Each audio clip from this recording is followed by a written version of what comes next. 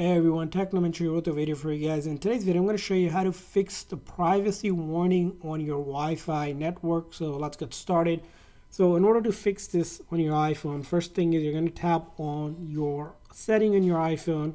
From there on, we're going to simply tap on Wi-Fi. And as you can see here, it's giving me a privacy warning on this network that I'm connected to. Now in order to fix this, you're going to tap on that eye icon right here.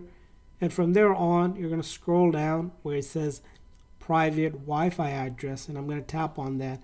And we need to ensure that it is selected to fixed here. So if I tapped on fix, hit OK, I go back here, I should see that warning get fixed. So if I select fixed, well, as you can see here, that warning has gone. Simple as that.